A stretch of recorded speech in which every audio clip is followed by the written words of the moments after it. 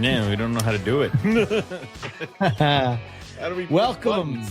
Yeah, what do I do with my hands? 3 weeks since 3 weeks, I think 3 weeks we recorded. Yeah, that's because right, we did Mike Curtin early. Yeah.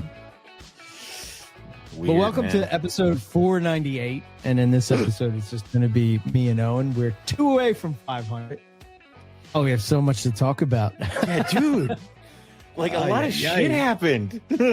Yeah, over this past 3 weeks, it's been just crazy. Obviously, Owen's been herping. I've been herping. White lip eggs, hatching, NPR news. So much stuff. It's all over the place. Owen's a year older. Yeah, that happened. I turned 36, which I believe is the age you were when we started NPR, and you were youthful and full of hope. Yes. I, of course, was 12. So they were wondering about, hey, wait a minute. Yeah. Mr. Burke, I really hope I could be like you when I grow up. One day, maybe, Owen. Like, yeah. One day. Yeah. So where do we start?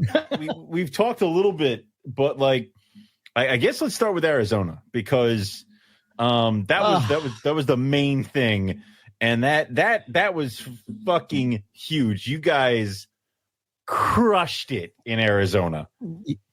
Yes, yeah, we did. We got, what was it? I think 7 species of rattlesnake. God damn it. So the only one we couldn't find was the gold price eye. The price eye? The twin banded, twin spotted rattlesnake. God damn, man.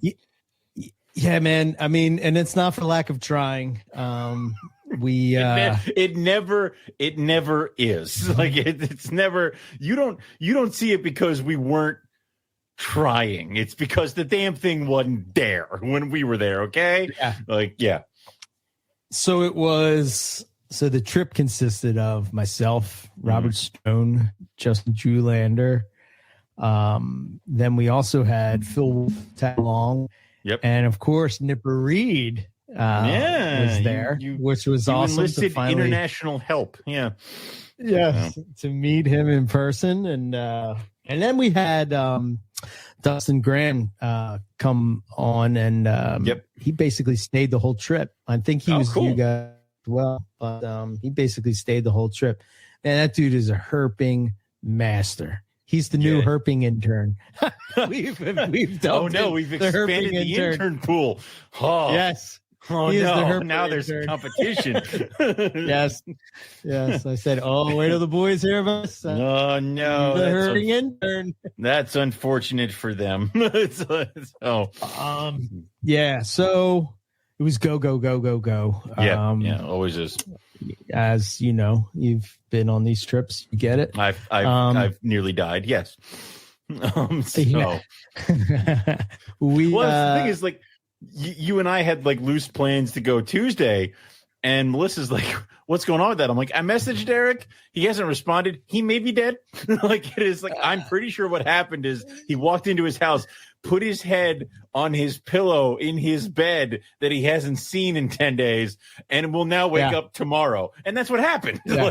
That's pretty much what happened. Yeah. It was just like, pretty much. No, I understand. Well, and I was explaining the trips to Mike Curtin, because he and I were herping in Jersey, and he's like, "What's it like?" I'm like, "You take the week, but then take the Monday when you get back. Do not attempt to go to work on Monday when you fly back on Sunday, because that's when all of a sudden all the aches, pains, and things you've been pushing through just compound upon you, and then your body just goes, nope, you've had enough," and then you just fall. So I'm like, take the day, go back to work on Tuesday.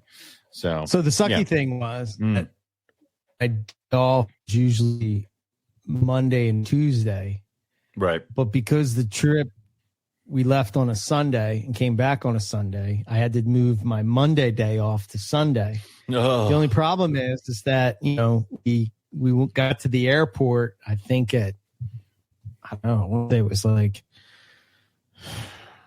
10 o'clock, 9 o'clock in the morning, something like that. 9, 10 o'clock, something like that.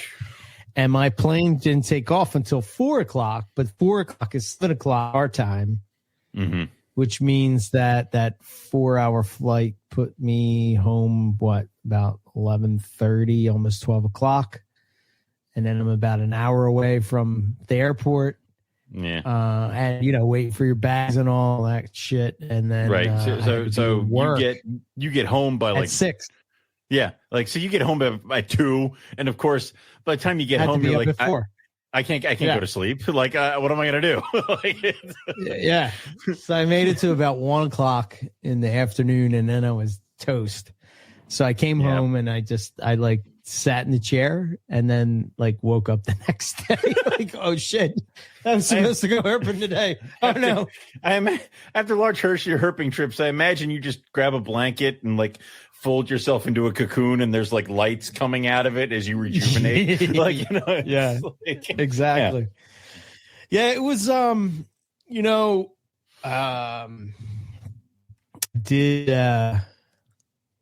I did pretty good with all the height and all. That wasn't too bad, so I didn't run into too many problems there. Did you pull your weight? Which were the ones that you found? Because you and I have talked. I'm always nervous going herping with people because I want to find something, anything. I don't think I was associated with finding anything lizards. Was it Justin mostly? Because he's unfair because he's playing herping in God mode. Justin's a machine, man. Yeah, I know. It's funny, right? Mm-hmm. I started to assess each of us and our roles, and Justin is he's like pusher, right? He's the guy that's no, come on, go. But with that, always brings success. At least in my experience with him. Right. I mean, he's come on, a little more, a little further, come on, that kind of thing. Doesn't help. He does that while he runs up a vertical incline and it's not fair. It's or he finds a snake that's an inch wide, long, and you're how did you? Yeah. So. Yeah. I think I want to say that Justin and Dustin and Rob probably found the majority of everything, and you know how that goes. I don't know how you guys did it, but that spot where you guys found the banded, the ridge nose and the bandits, the tore down houses and stuff like that. Yeah. I mean that's luck of the draw flipping shit. Yeah. I mean, but Justin found both ridge nose when we went because along with his eagle eye. What? Thought you found one. Oh. I found the banded. I found the clabber eye. Okay. Yeah, I found the banded one. Justin found both Willard eye because along with his eagle eyes, I think he has some sort of supersonic bat-like hearing because he's like, oh, one just buzzed me. And I'm like, what the did you hear? The problem we had, I don't know if you guys ran into it, but the problem we had too was the cicadas. So everything in Arizona has evolved to sound like a goddamn rattlesnake. Even the freaking plants rubbing against each other. I'm like, stop it. Yeah. I can't do this. Yeah. We stayed in a place called Portal at the beginning. And then we ended more towards, I wasn't exactly sure of the second area, but I know more towards the airport. It was about 3 hours away from the airport. Whereas the beginning of the week, we stayed closer to the New Mexico, Arizona border thing, which is kind of from New Mexico time to that was messing me up. Because the one place we stayed at, upstairs, my phone was clearly you're in Arizona, and then I walked downstairs. It's oh, now you're in New Mexico. I'm like, stop it! I went into a different room. It's not an hour later, okay? That was messing me up. So we found the Arizona black rattlesnake, which was the first one. That thing was gorgeous. Oh my god, it was cool. It was purple, man. It was crazy. Yeah. And that adrenaline rush once you find that first rattlesnake, you're just oh yes, Mojave we found. I believe that was by the place we were staying. Okay. No, it was at the prairie that we found by the place, either the prairie or the Mojave, but we found those two species. Cool. And we found the blacktail. Which is awesome. Because now we've replaced blacktails have now replaced copperheads of the things that I'm going to bitch about that you guys keep finding when I'm not with you. So, so we were also you got the blacktail, and then you got the really good looking. What was it? The mountain blacktail or something like that. Like, oh my god, that thing was gorgeous. I think that was a DOR. Like got clipped by a car. It was sucked so bad. I hate that. I hate that so much. Yeah, I think we kind of like me and Rob were talking, and like I've never so when my first experience herping was, like real herping, travel herping was going to Queensland, and I always thought of it as like getting out and hiking.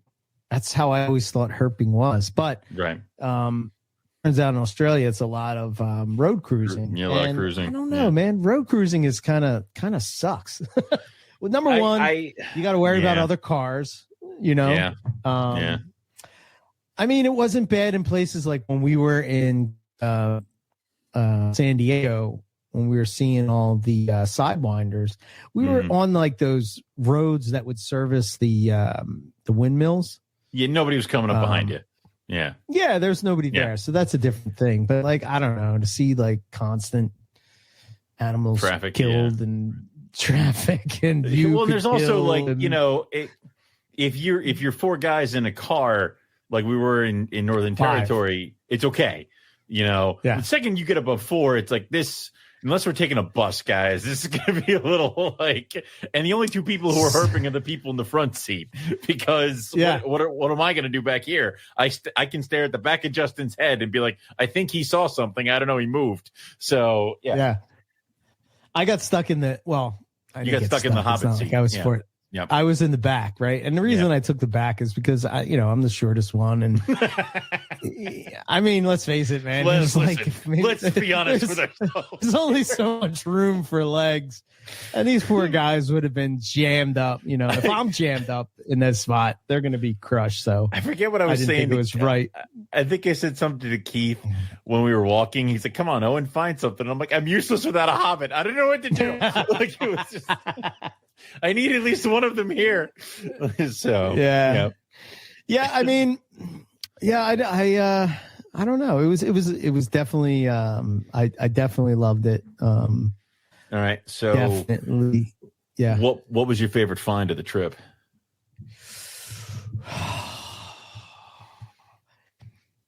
Probably had to be the ridge nose. Really? Yeah. It was tough, man, but I think there's just something about the way those markings on the face, like they look I don't know, badass. They're badass, man. Yeah, and I think I said something along the lines of, "Damn it, he found like when you found it." I'm like, "Damn it, he found the Willard eye. I've lost the two rattlesnakes I had up on it. They're gone now." Yeah. It's like he has so many on me, but I had those two, and they're gone. God damn it, Rob! Like it was just. Yeah, I couldn't believe how, dude. The one day we found 5 banded rock rattlesnakes. Jesus. Yeah, it just goes back to it. Like, and I was talking about this with Mike Curtin because he now has the addiction of herping because he said four. Mike says he has the addiction of herping now because he's lived in the Pine Barrens for like 20 years, but he's never gone out to like check out the area and stuff like that. Yeah. And now that his kids are grown, he's starting to do it more. And it's just like fishing. You find spots, you look for the stuff, you do all this other stuff. So yeah. Man, I love being in nature. Immediately as soon as you pretty much know I was having shit weeks the week before and everything. Right, and it was just like one bullshit thing after another. But then when I got there, it was just like a huge weight is just like lifted off me. And even though I'm exhausted and I'm starving, you only eat once a day, like all these crazy things. It's like, listen, You have to eat the Tostitos that have been rolling on this 7-Eleven thing for God knows how long. This will be your only sustenance for the day. I'll have the Cool Ranch one. Like, you just sit there and you're like, all right, I'll make it work.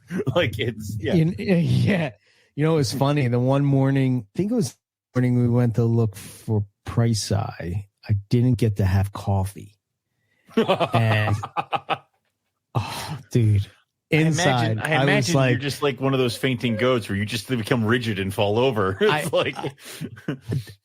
It was crazy, man. I could feel myself being angry on the inside. Like, I wasn't angry on the outside, but I can feel myself on the inside. Like, I'm ready to kill somebody. I'm gonna kick a puppy in a minute. Give me some coffee. You know, like, what are you doing, man? What? You know, the only thing I need is coffee. Why are people messing with me? They had no, it couldn't have been that spot. I think it was morning where, so the first place had coffee and they had a coffee machine, but they had like one scoop of coffee. I'm like, who the hell leaves one scoop of coffee? I'll have to ration this. Yes. Yeah, had to go to the store where it was like the restaurant and the store. I'm sure maybe you were there, maybe you weren't, whatever.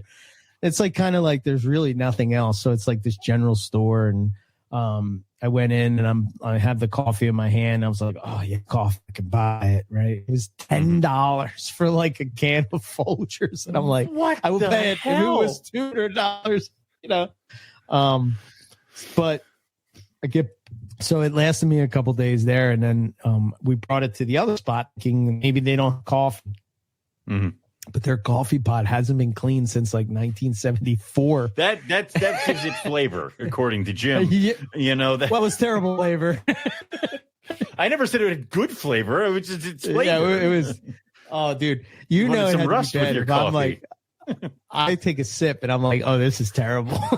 At that point, just eat the grounds. Just at that point, just open the can and just grab a spoon, and this will save me. Yeah, went to this restaurant. I think you may have gone there. I can't remember the name of it, but it was like a kind of like a sports bar.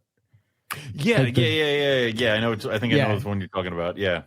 Okay, so it's like the only thing in it. It's like this small town and this giant sports bar. I'm like, everything happens here. It's like right. Yeah. So we sit down and we're having lunch, and we're having. I guess it was like lunch dinner. I guess it's my dinner normally, but like to most normal people, it's probably like a brunch. I mean, you do or no, you like a the lunch sun goes dinner. Down. Yeah, yeah. 2:00 time for dinner. What? Exactly.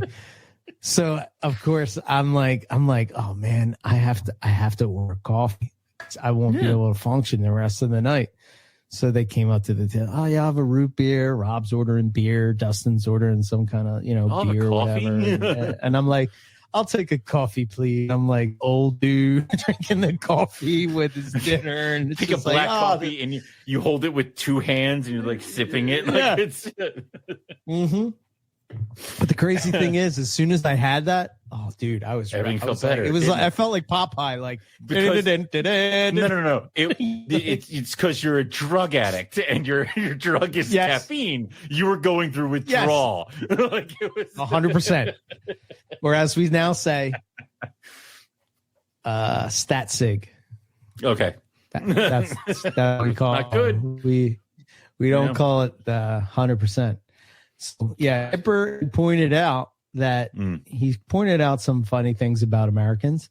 He said, number one is that Americans refer to everything in terms of some type of movie or TV show or like everything is related to that. Right. I'm like, I'm sitting there thinking like, nah, I don't think he's wrong. And then like the Simpsons quotes. That's like, not fair. That's not like, fair. Yeah. That's. He's right.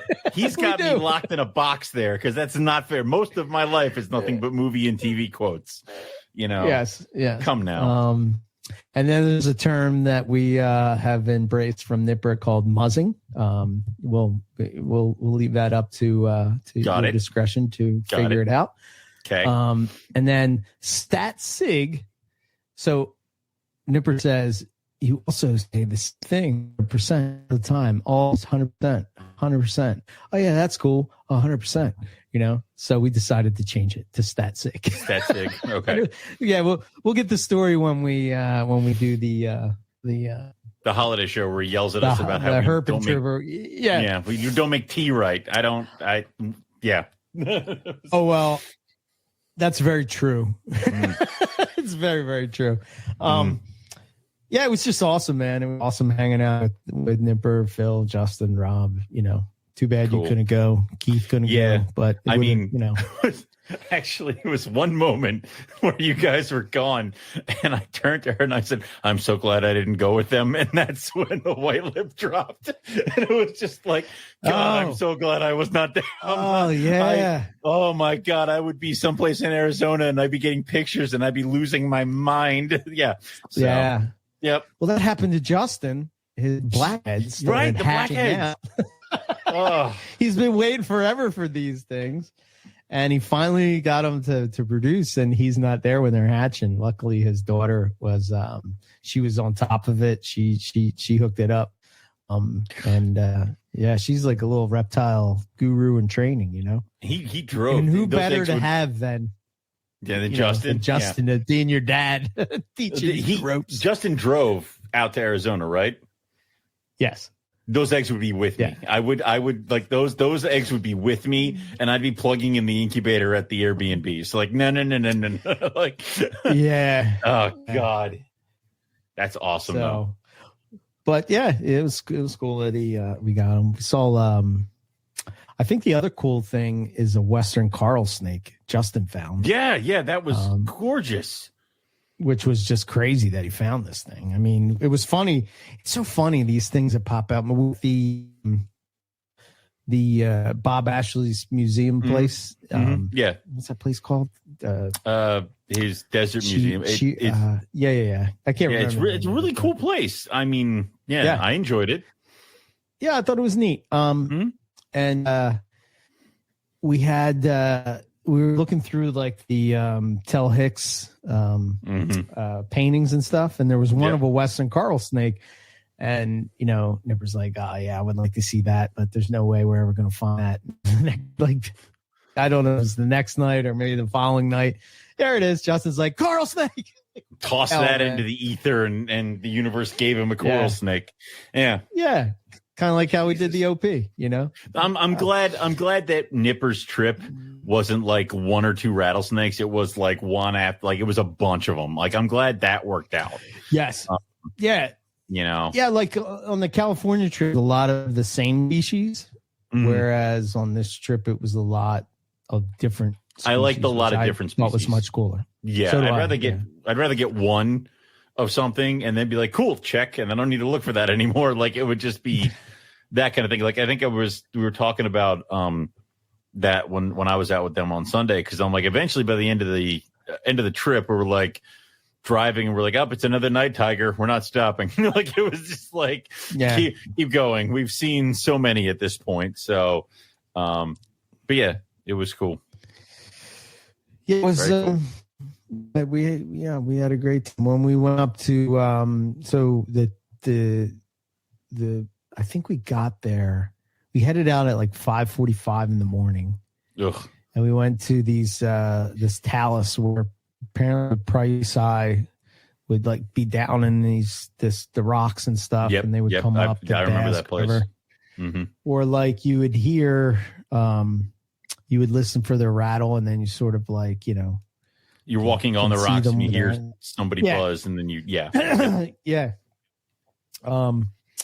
So we climbed up to the top of that, sat at the top of there, and just waited, just like well, I guess the technical term is glassing them, like you would if you were hunting. But we just, we're looking at them through binoculars and stuff, and just waiting for them to come out to see what happened. I think we were at, I want to say it was like 8,300 feet elevation. And it was funny. I took notes, right? It's weird how like the animals came out in stages. It would be like, first it was the chipmunks, squirrel type of thing was running around. Then all of a sudden it was the lizards. You know, it was just like, oh, and then hummingbirds are just flying up into your face. It's like, so we got there. I think it was maybe, I don't know if it was like an hour away, maybe it's 40 minutes away, something like that. But let's just say we got there like 6:30 or something. 10 o'clock, the UV was 8.6. Jesus. And at 12:30, it was 30. And I stopped counting after that. But it was no point. Yeah. When the needle's like going round and round, they just stop counting. It's just like. Yes. So it's cool. I took tons of data. Like I had this data sheet that every time I felt like my, field biologist or something, but I would write the species name, date, the time, what the ambient temp was, the actual GPS locations, like the actual longitude and latitude and longitude. Yeah. Whether or not it was how you found it, if it was on the road, alive or dead on the road, and then the method found whether it was road cruising or picking up, flipping it, hiking it, whatever.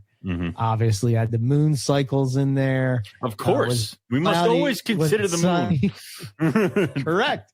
The UV at the time, humidity, and the body temperature of the snake, and then rain. When did it rain? Did it rain the day? Rain the before, and then any other just notes that where it was at or what it was doing or anything like that.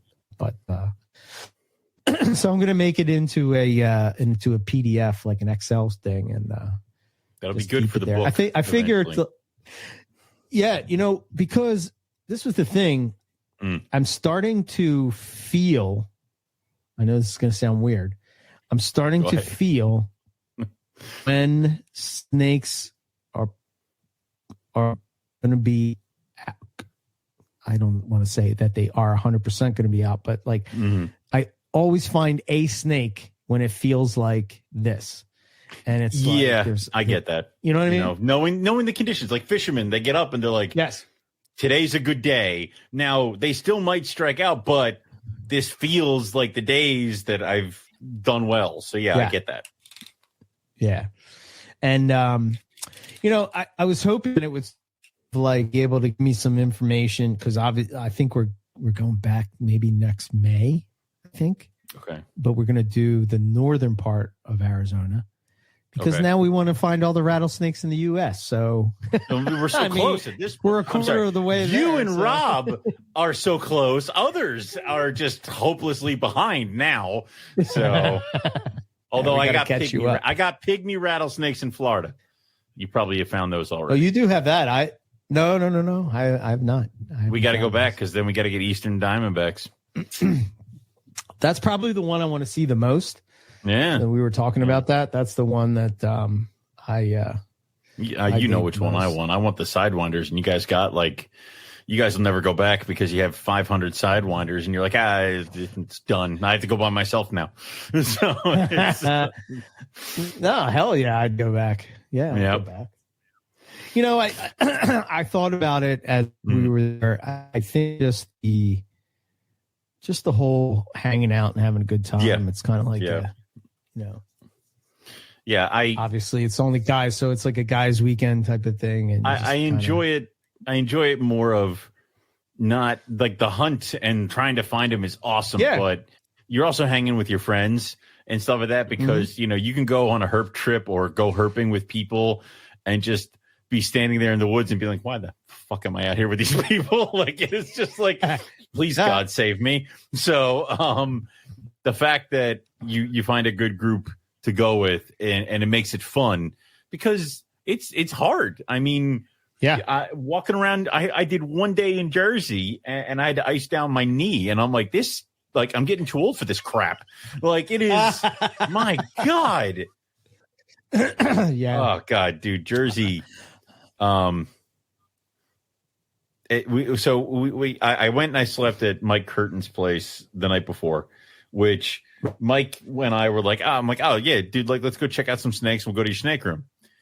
3 hours later, when we emerge at 1 a.m., it's like, it's shit, right? We were supposed to go to sleep. Like, we were just talking. So I crash, and then we wake up. We get an early start. He's like, listen, you people in Pennsylvania, you have these things. You call them bagels. They're not bagels. I will take you to bagels. And I'm like, okay. They were good bagels. Like, it was like, you're right. We know nothing. Like, it was just so this, and it's one of those. He's like, listen, this place you can get what you want, but normally I get a it was. Oh God, what is the Philly meat? It's the puck of scrapple. Scrapple, yeah, it's a scrapple pork roll, egg and pork roll. It's pork roll, egg and cheese on a jalapeno bagel. And I'm like, dude, when in Rome, if that's your suggestion, it's a great sandwich. It was a great way to start a herping trip. I'm like, I'm enjoying myself already. Like, nice. We get to the spot. We went to the spot where me and Rob went. You remember with the train tracks in the sand where we went with Matt, and all we found were toads. And then, so we go there. And we get out of our cars and we're waiting for Keith and Teresa because they're driving from their house. And as we're waiting, it just opens up and it is just pouring down. So then Jason Earl shows up too because he's going to go herping with us too. And we all are throwing on rain gear. Thank God Mike is a fisherman and is used to being like just bombarded by waves because he's like, I have like 12 things of rain gear. I'm like, thank Christ. By the time Keith shows up, I'm soaked from the waist down because that was the only thing that was not covered by this rain gear. And my boots, like it's in my boots and everything. And we have not even started yet. And I'm like, why do we do this again? Like, what am I doing here? So the rain lets up. I could be in bed right now. I could be in bed right now at home. Like, it was. So rain lets up and we start walking. And we're walking the train tracks in that area. Mm-hmm. And I find a snakeskin. And I literally say, like, snakeskin.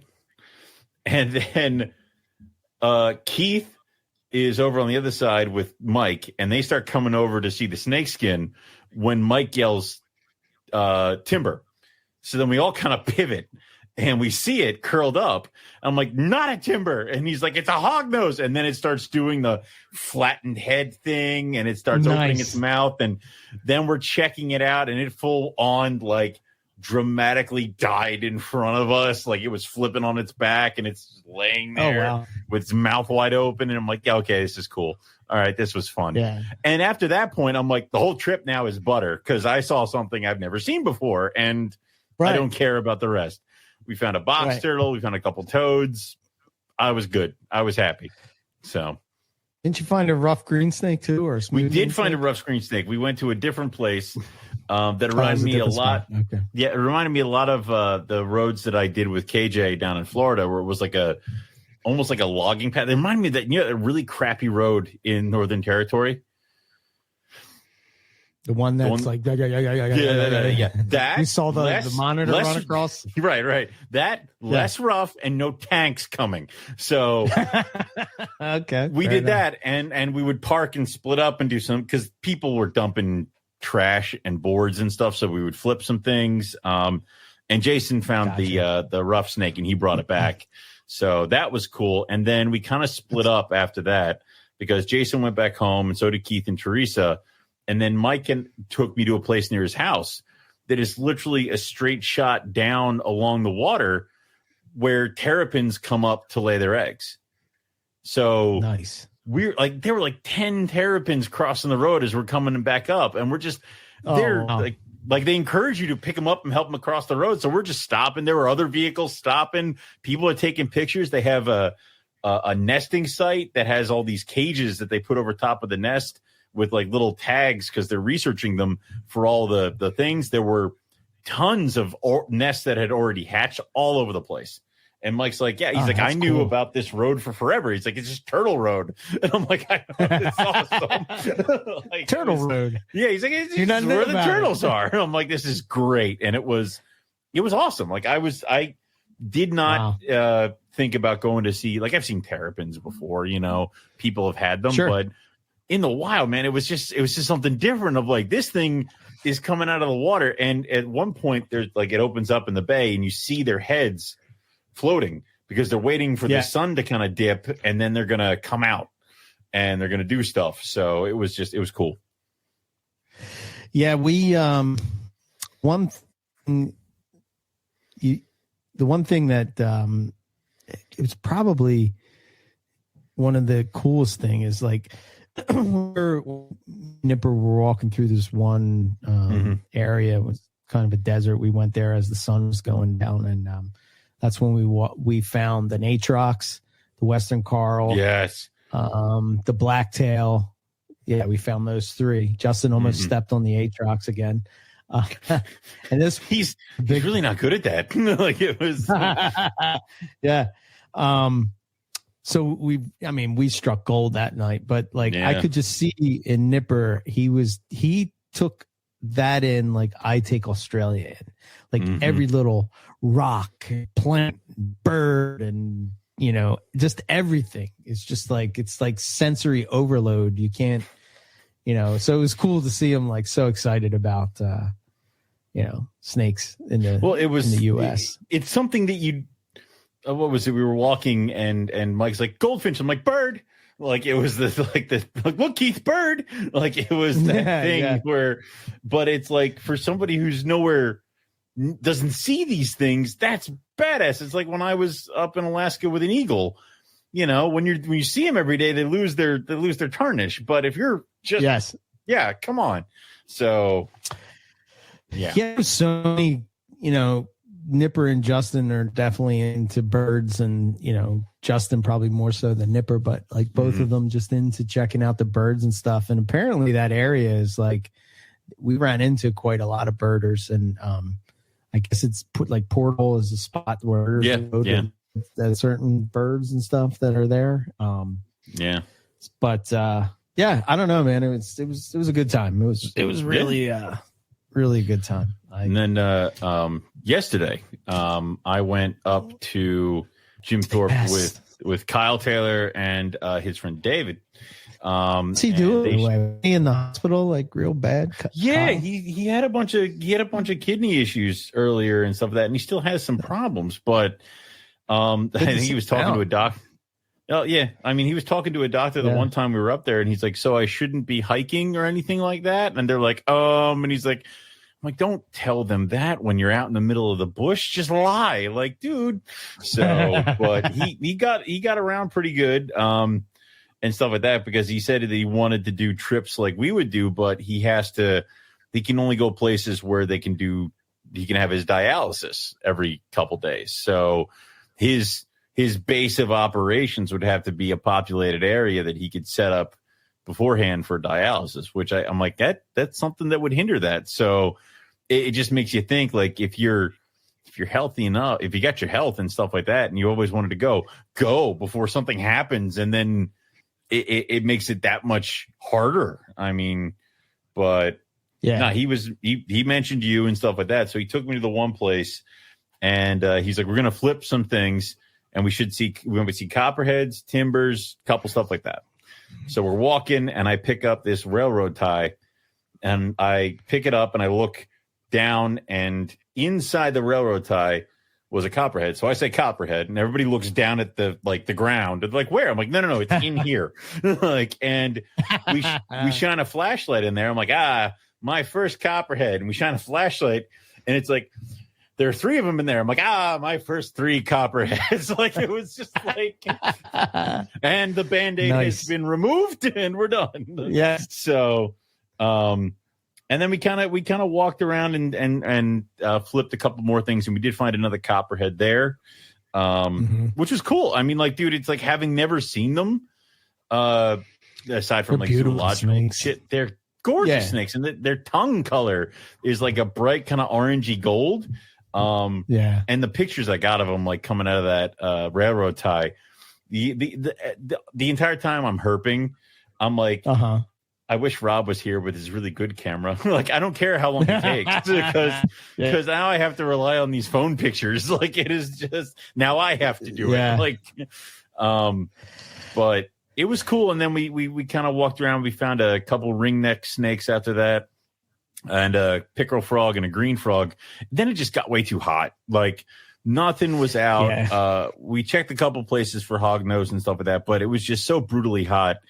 And it was going to be one of those situations where we would have to stay there till sundown. Now, if we were staying in Jim Thorpe, it'd be like, all right, well, let's go get dinner. Let's go back to the hotel. We'll chill for a while and we'll hit it out at night. But, we'd have to drive today. And I'm like, if we wait until the sun is going down, then I'm heading back to Philly right in the teeth of, rush hour traffic, which is I'd rather slit my own wrists and die here on this rock. Like, it would just So we had to drive 76. Oh my god, like, dude, the road that Rob hates. Oh my, I did. I had to, and I wanted, and I made sure. Luckily, we hit some traffic on the way back, but on my way back to my house, I'm passing nothing but like. Because nobody commutes from the other way except for Melissa. Like, it's nobody does that. No one's stupid enough for that. But it was a fun trip. It was a fun trip. I could see it turning into like one of those like excursions. Like, we'll go Friday, crash, or we'll do some night herping, and then we'll get up and we'll do some Saturday herping, and then we'll crash. Like, I could see that because the amount of species that are just in that Jim Thorpe area, in the amount of places you could go. I mean, it's it was fun. Of course, now I'm sitting there and, Kyle was talking about how that spot that we know for timbers, he's like, hey man, you go in August. That's when the babies are born and they'll all be all over the place. I'm like, okay, I could run around. The babies are there in August. Yeah. He said babies in August. So gonna have to note that. To set that up. Yeah. So, but yeah, man, dude, that's been my birthday week. All this week is just, herping trips and hanging out. Yeah. And staring through my incubator door at the 9 precious little things that, we got to talk about that. I mean, we do. We do. That has been the best, worst kept secret of NPR, is that I was expecting some gold white lip eggs, because I think I mentioned it on the Patreon that I caught them locked. And I know I've told a few people that she was locked, she was swollen up, and that we ultrasounded her, and I saw them. So I woke up. It was Friday. I woke up and I'm like, I'm gonna go downstairs, and I literally said to Melissa, I'm going to go downstairs and see how a white lip has disappointed me today. Because like every day that week, I'm just like, oh man. I move her bin, and she didn't lay them in the goddamn bin. She dug a divot in the mulch underneath her bin and laid them right there. Mm-hmm. And interesting. It didn't look like she was done when I went and checked her. And then I ended up leaving her, and Melissa was like, that thing's going to be a monster to pull her off those eggs. She's like, you need to wait till I get home. I'm like, what? What is this craziness? It's like, no. I will handle this. And she's like, what happens if the eggs get damaged? Fuck. Like, it was just like, all right. You're right. You are correct. I will do battle with the beast. You get the eggs. So around lunchtime, I went down and checked on her, because I was not letting myself check her like every 5 minutes, even though I wanted to. So at lunchtime, went and checked her. She only had like 2 or 3 of them wrapped. Everybody else was out over to the side. So I'm like, I'm going to pull these. So I managed to piss her off enough to get her away from them. And I pulled the eggs and hucked them in the incubator. There are 9 eggs, plus 1 not so good. So small slug-like little thing, but they're about the size of carpet eggs. They plumped up real nice. They stuck to the bottom. They stuck to the floor of the of her cage, because she put them down that bar, that bitch. And I shoved him in the incubator, and like it's so cool because I have the top shelf of the incubator is 2 carpet clutches, and then the bottom shelf is like olive pythons and white lips. I'm like, oh, it's so good. That's awesome. I'm so what do you think? What do you think it was that made her go? Do you think that there was a secret? Do you think that I don't. She was comfortable, or? I mean, I got her as an adult female import, which is like something you never freaking do or never supposed to do. When did you get her? I got her like 3 years ago, 2 or 3 years ago. So she's like she was when I got her, the guy said that she was a proven female and stuff like that. And, you know, I just, and he's like, oh, it looks like she laid eggs before she showed up. I'm like, that or she's just skinny and you just want to try to, you know, pass that buck off. Right.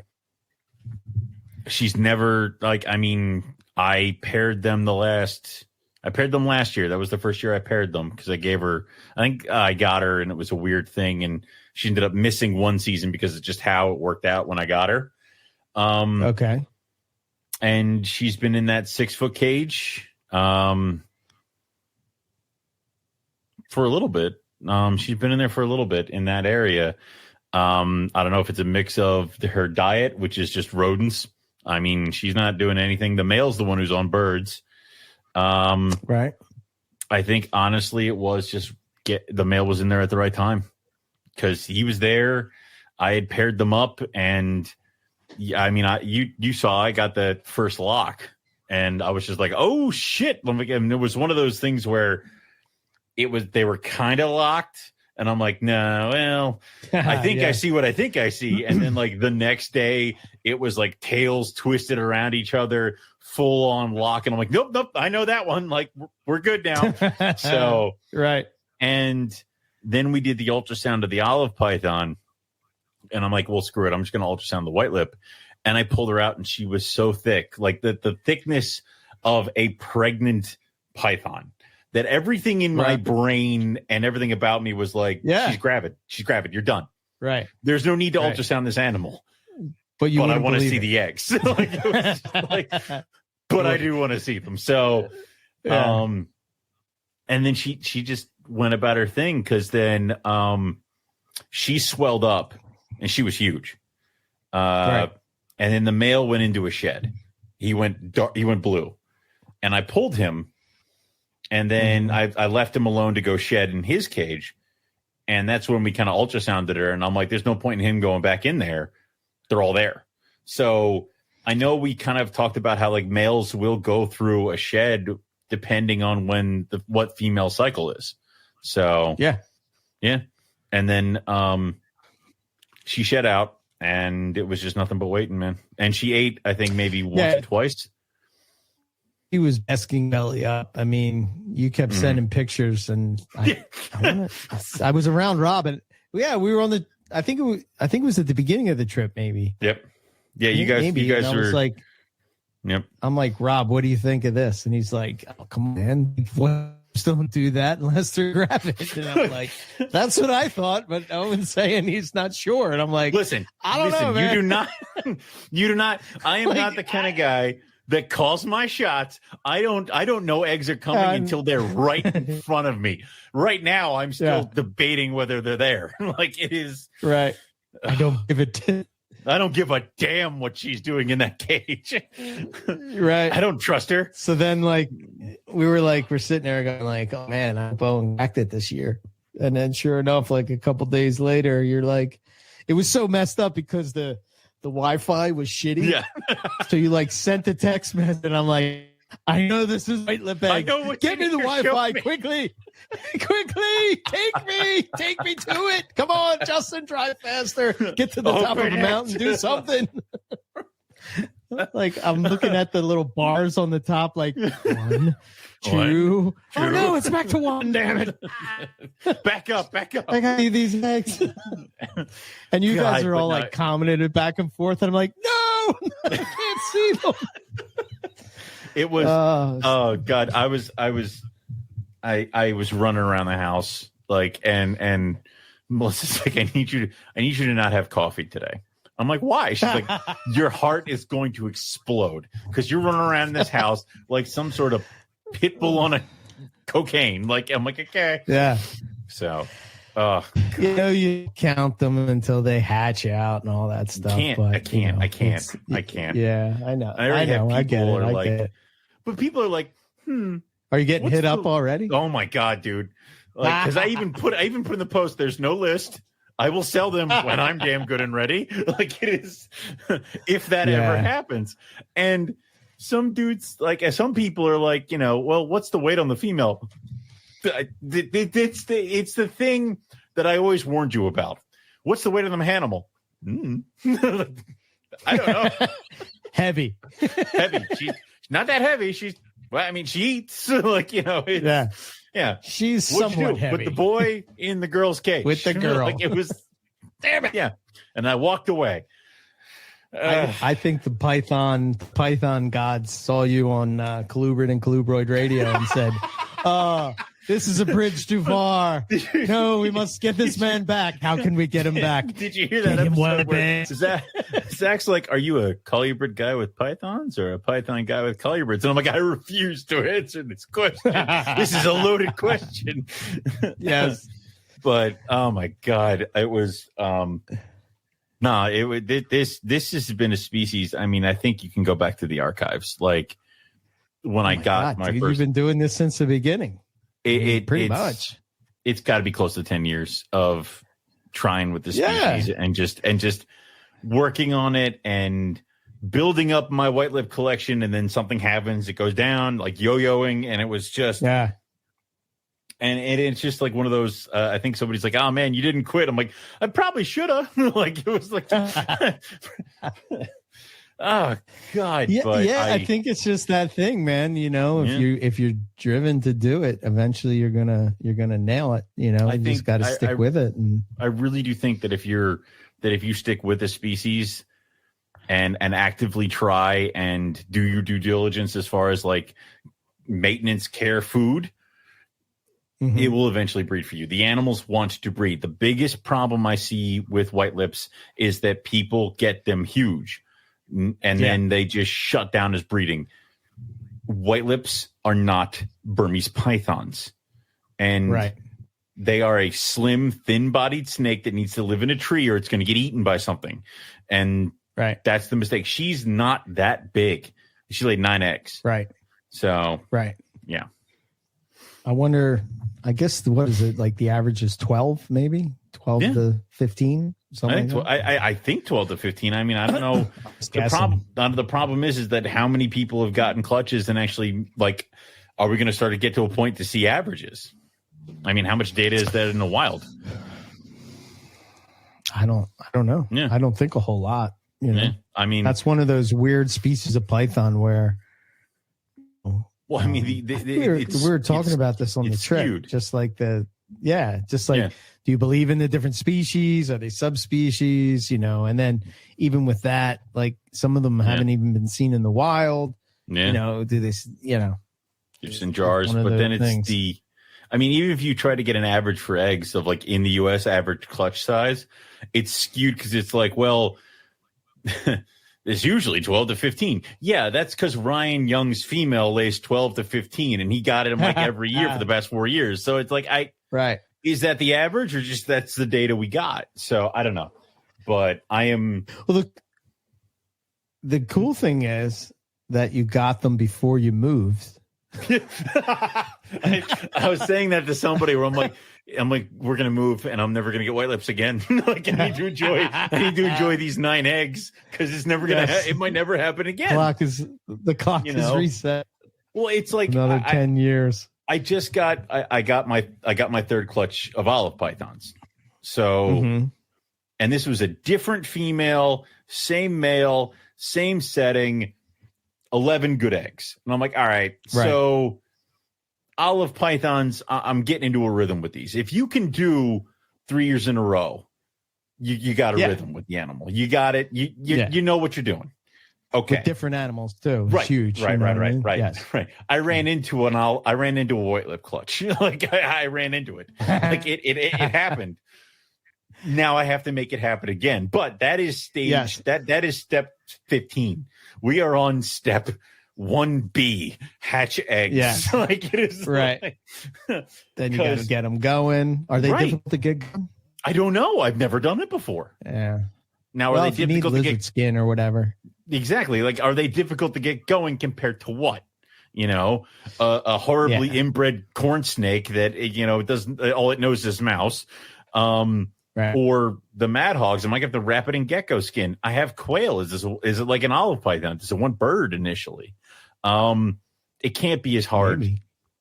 I mean, if I had gotten success like this my first couple years trying, I'd be losing my goddamn mind right now. Now it's just like, all right, well, we'll figure it out. Whatever it wants, we'll get it. You know, I got it. So now do you have a pair of blacks? I have 3 blacks. So what, like reverse trio? I have a trio of blacks. I had 2.2, and then one of my boys just went and died because I wanted 2.2 of everything, because that whole thing of you're not really trying with a project until you have 2.2 was in my brain. So I have a reverse trio of golds, and you better believe the first female out of this clutch that starts eating really good is staying here. Like, she's not going anywhere. And then it might be one of those things where I might keep back a trio, at most a trio, of the captive born and breds here, because now you'd be crazy not to, man. Right? Because now you got you'd be crazy not to. Grown up in my system its entire fucking life. Yes. Yeah. Maybe those will be the ones that will breed a little bit easier. Just start consistently going. Right. Yeah. So that's that plan. Of course, then we run into the space versus insanity, where it's like the corn snakes getting the axe.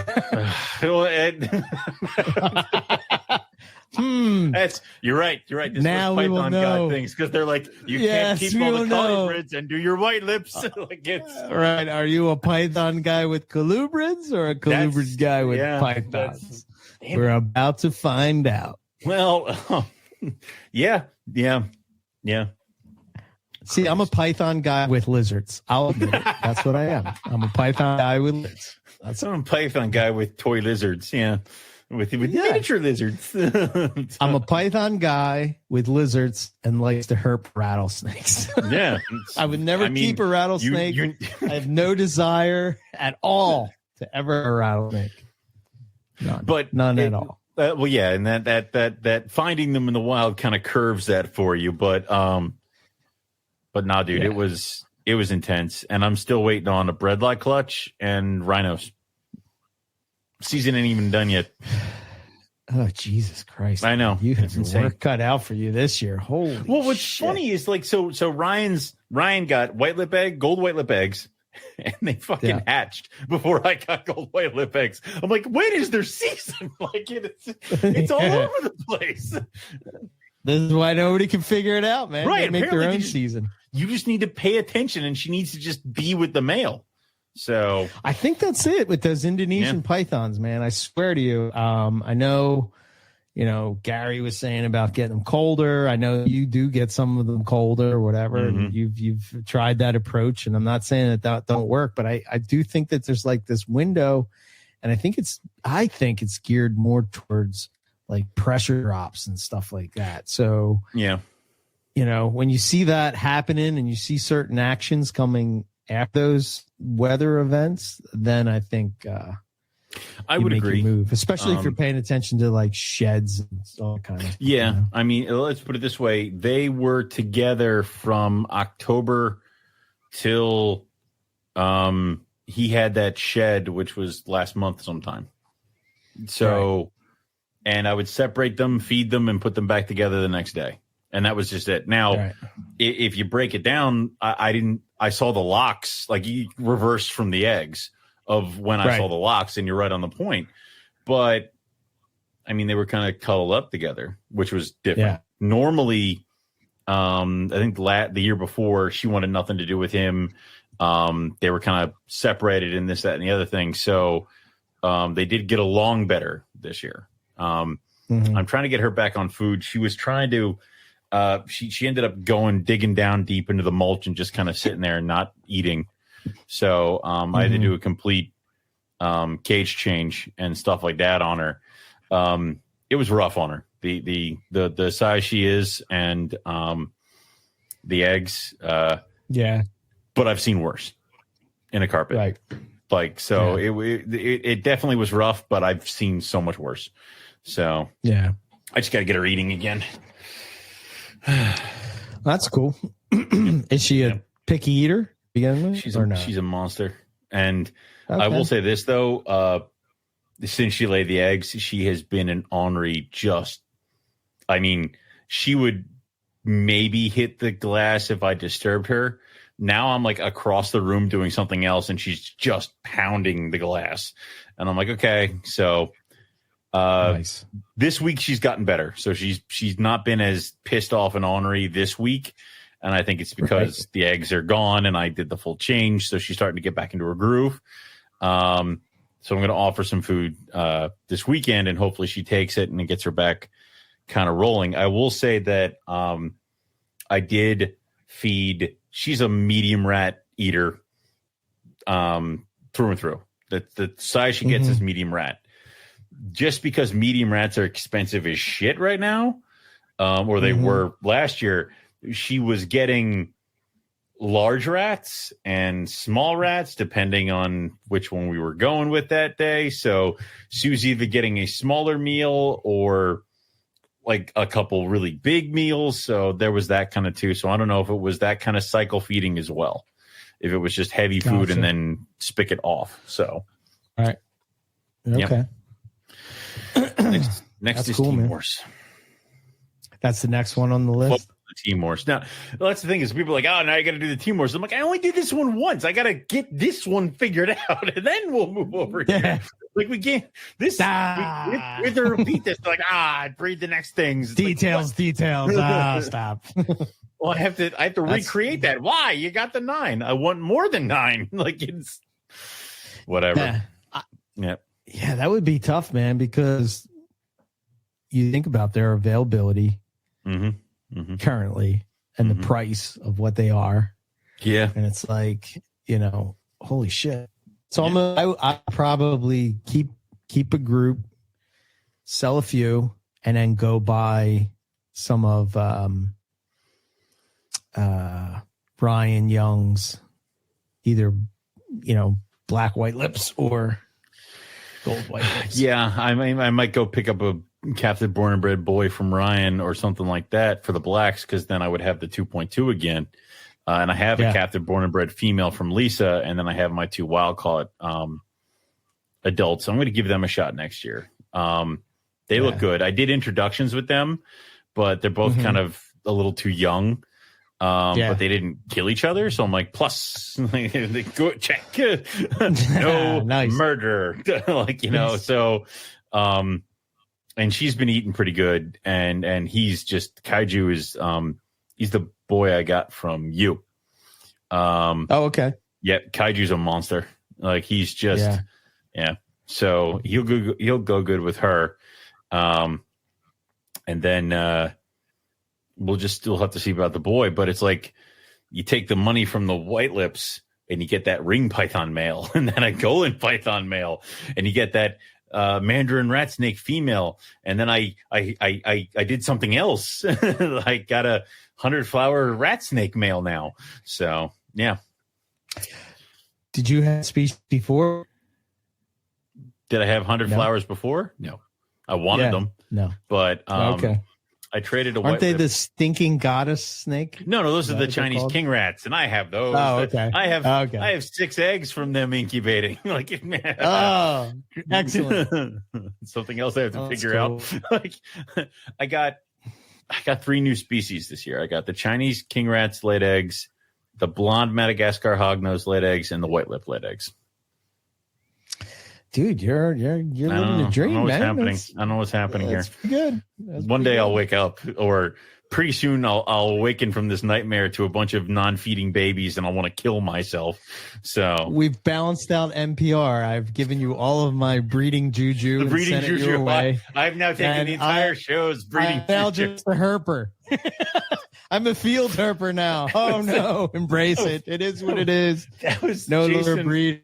Jason's like, what's Burke breeding? And I'm like, I don't know. He's trying to do the diamonds, and he's like, Can he please breed some of his stuff? He's got good stuff. I want some of his stuff. Can he breed some stuff? I'm like, get a list and I'll bring it to him. Like it's like Jason would like you to do the following. Like it's it's such I don't know.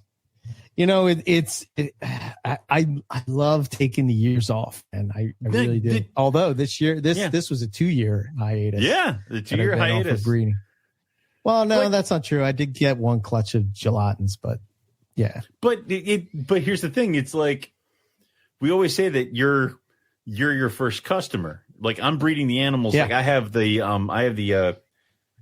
caramel axanthic clutch. I had the 2 caramels head axanthic that I bred, and I got like 6 babies out of that. And the problem is that I have no idea what the fuck I'm looking at. So I'm like, they all just shed. I'm like, still not helpful. Like it's, I guess I'll have to feed you now and then wait some more. Like it is just, so they're not going anywhere until I see these things develop, because I am doing this for me. I want to see what develops because I'm going to keep it. If you're happy with your collection, you don't have to breed dick. Like it's just, you don't have to do anything. I've down a lot. I think I've gotten rid of probably about 3 racks of stuff at this point. A lot of it's here. So some of it's and I still have some more that's going to be going out to various people and stuff. And it's just a matter of getting that together, making it happen. And but the main thing is like I gotta be honest, man. Before, when I would leave for a trip, I was so stressed. I was so stressed. I would spend the whole 3 days before getting the animals ready, and like I'm worrying while I'm away, like all the, all the things, egg hatching, and being laid, and all this females shit. Putting the eggs in the water bowl. I didn't have any of that. No. Now granted, I don't get to have the fun that you guys are all having now as stuff hatches out or as it's laid and stuff like that. But we talked about this. Breeding is peaks and valleys. So you just have a straight line where it's just you have a plateau where nothing's happening. I have like, holy crap, I got eggs. Why won't these things eat? Like it is just I think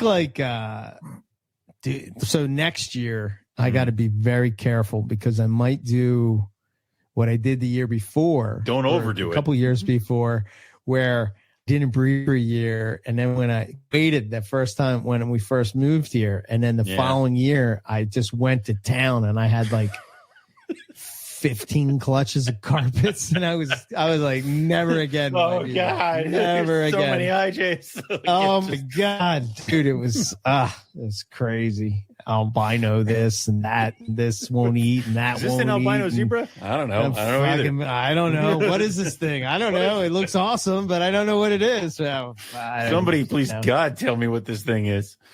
Yeah. It was kind of crazy. God, that would be weird. Yeah, man. Next year, fuck, man. There's so many I could do. The next year's goal. This is my goal, and this is what I've been sort of working on too. I want to breed every subspecies, who knows what they'll be next year, but currently, I want to breed Morelia. Yeah, as it is. I want to breed each type of carpet python, whatever that is. I'd like to breed, if we start obviously producing some IJs. I'd like to produce Darwins. I'd like to produce Yorks. I'd like to produce Palmersons, Gelatins, Coastals, Inlands, Bredli. That's pretty much it, right? Except for Imbricata. So I'd like to take it. That'd be my main shot. I could do The same thing with Antarctica, but I think I would just drive myself absolutely insane. I mean, like, do you really want to be doing? Do you really want to be trying to get back into your swinging things with all those carpets, and then be like, and now I have to learn how to keep Antarctica alive? No, like that sounds too much to me. Like, no. Yeah, I could probably do water pythons. I could probably do. I'm pushing my water python male. I want him big enough to take on my girl. I'm tired of this crap. Yeah. And I got the I got a new Macklot's python female. So next year I'm hoping two clutches of olives, waters, and Max. Okay. Yeah, and you know I'm trying to think what's the other one. So it's Womas. I could do Womas. Mm-hmm. I could probably try Womas. I think they would be fun to. You can get those eggs and see how horrible that is. Yeah. So, like, you know, my goal now is just so like this whole year, which I've slowly been in the process of redoing, is just redoing my snake room and redoing the enclosures and really working with what makes me happy and what I want to do and blah blah blah blah blah. It's going quite well. So, I'm enjoying it. So yes, should. I will breed and I will have stuff, and eventually I will, I think that my days of being a snake, like a an official breeder, type thing, is like, that's sort of past me, if you will. There's I'll have limited stuff for limited people, mostly myself. Well, Rob talked about it, of having a small collection that on the outside looks and feels like a large collection, because and you're producing animals, but never more than you can handle, and never more that you can just kind of sell quickly, and that's it. The rest of the time you spend is just enjoying your animals, so it makes a ton of sense. Yeah. I, of course, you guys are all turning left, and I went right. So I've noticed. Yeah. Or I can't count. I cannot count them. If I count them, I'm going to lose my freaking mind of how many animals there are in this house, with the snakes and the addition of 4 rodents. So I think it's funny, right? The rodents, right? I breed rats now. The funny thing is, I know. You're not only a reptile breeder, you're a rat breeder. I tried so hard to avoid this for years. It just happened. I know. I'm like, what the hell, man? We've been trying to start this business forever. Apparently, she's better at convincing me to do stuff than you are. It's just I would hope so. Yeah. She has ways that I do not have, my friend. Just not a Anyway. But I forgot what I was saying. I forget. It lost me. But it's gone. Yeah, it's gone. Oh, I mean, we were talking about like the size of collections, and just doing, like, even if you had gotten your diamonds. Yeah, I don't think they're gonna go, but I don't think so either. I don't think so. Yeah. It's fine. I think I think they just didn't get cold enough. Really, I think that's what it is. So I'm going to change it, and they're moving into the other room. Oh, okay. So when it's winter, it's like really 50 degrees, like, you know what I mean? Like 50, like low fit, not 50, 60. You aren't going to keep them in there so that when we record, like, you're in a puffy jacket and a hat. It's like, well, I mean, we can do the show quickly. Like, oh my goodness. Oh goodness, it's so cold. I've been thinking about that. I think that so the enclosure that I'm built for the early rocks is going to be like 6 foot long, nice, by like 4 foot high. Like a big, huge enclosure, and I think I'm going to have that on this wall. So it's going to take up the 2 cages would be like the Ackies, the one. And Kimberly's in another. That'd be cool. And just watch them like if they were out in Australia, man. So that's kind of the plan. Chair, and I imagine you whittle as you watch them. I don't know why, but I just do. Yeah. Oh man. Yes. So yeah, and obviously when you're hanging out with your fellow reptile buddies, they talk about all the cool things that they have, and stuff you want, and then like you have stuff that they want. So it's like, yes, and that's how the meeting of the minds. Yeah. Yeah. Dustin, he really wants gelatin jungles. I was like, turns out I really want some Australian geckos, so we can. I think we can facilitate. I will. I'll leave this. I'll leave this pair of like this pair of gelatins here on this table, and I'm going to turn around. And if they're gone when I turn back, that's fine. Yeah. Oh look, geckos. Weird. Yeah. They I was like blown away by Dustin and his knowledge at as young as he is, and like just how much time he spent in the field, and what a difference that makes in your whole looking at animals in captivity. I was just super impressed with his herping, and dude, and trying to keep up with the 20-year-old dude. I'm just like, oh, okay. Well, and that's me and Nipper like, we could be your dad. You could have been a horrible mistake I made. Like it's one of those things where you kind of see the difference of the people who came up as herpers and going out in the field and then started keeping things. And then you see the difference of the other people who came up in the herp hobby as a hobbyist. Their first introduction to a lot of the animals is in a deli cup on a table, where some other people's first introductions might have been in the bush, right. And it's different. And I enjoy the fact that now I'm finally getting out there and seeing some of those things, because it does it does kind of force me to appreciate the animals that I got here. And also it makes it fun to have that kind of feather in my cap of, I've been sweaty, dehydrated, and wandering around in a fever dream in Australia. It's one of those things where it's like, this isn't just an animal that is in a box for me. I've seen where it comes from.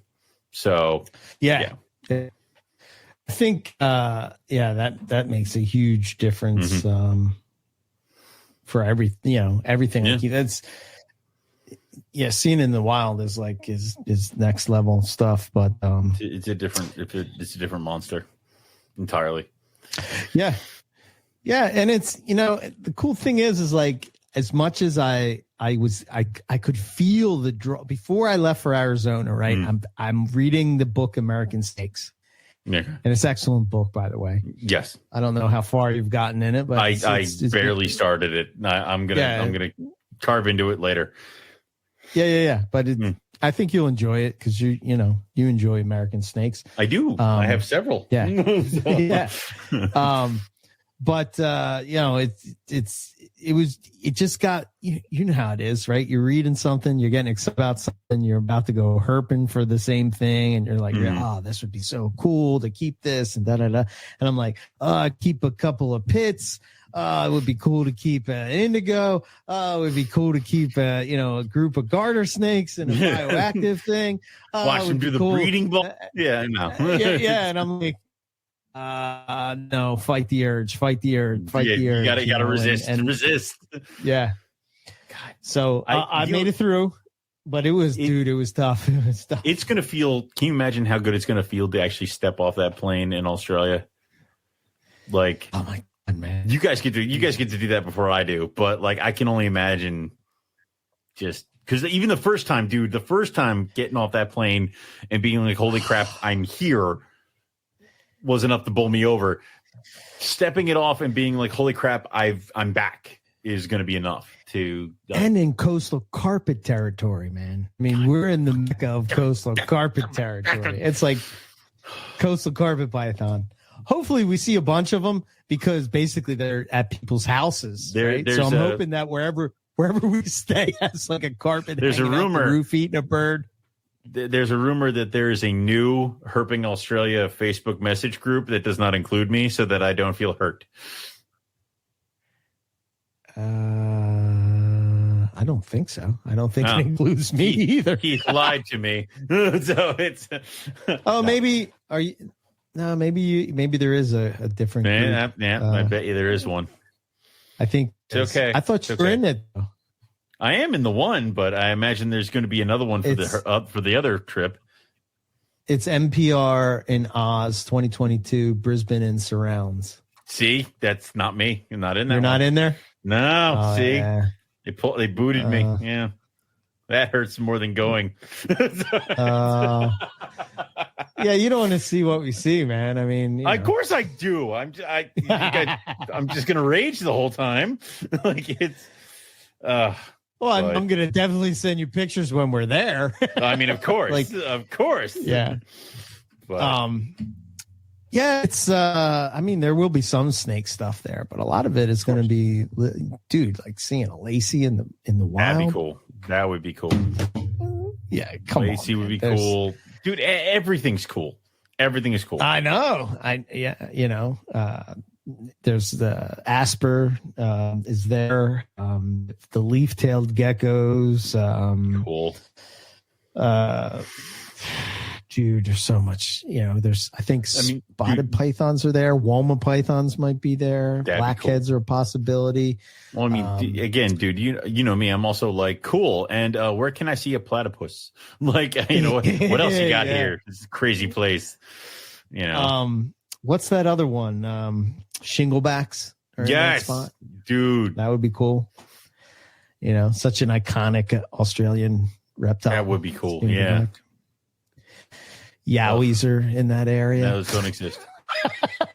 I have a book that tells me they don't exist. I've never read it, but it tells me that they don't exist. There's this. I'm walking through this one spot, and there's this pile of rocks that were piled up, and they were like put there. So I took a picture of it, and I was trying to Photoshop the Mechanwookie taking a peek right next to it, peering across. Yeah.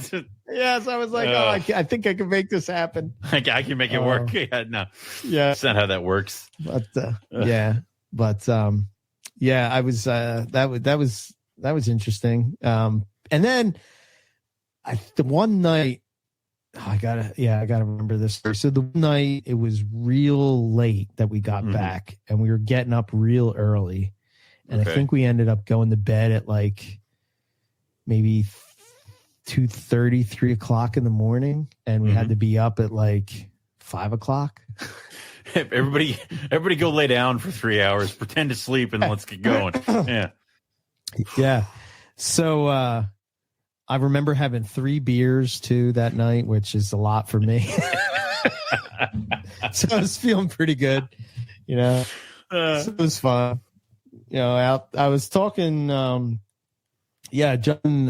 Justin and Nipper had gone to bed, and it was me, Phil, Dustin, and Rob just out drinking beers, talking shit, which was pretty cool. That was a fun time. But I mean, I don't know. I'm rambling again about trips, the whole trip's fun. Yeah. And then now to do that in Australia in like 130 days is going to be, it's just going to be fantastic. I can't wait. I'm only slightly jealous. I would be, I would be. Yeah. I felt that way. I wish I would have went on the Arizona trip the last time. That was the only trip. That's the only NPR trip that I've ever missed. And I made it a point. I was like, I'll never miss another one. I'm never it's just so much fun again. Yeah. Because it always sucks being back and everybody's finding the cool shit, and you're like, oh, here I am. Yeah, that's like I think I said that to. I think I said that to you guys. It's like, I went out to New Jersey and I found a hognose. I hate you guys a little less. Like, I think I sent you pics and you're like, I hate you. I hate you. And then you. another next picture, a little bit more.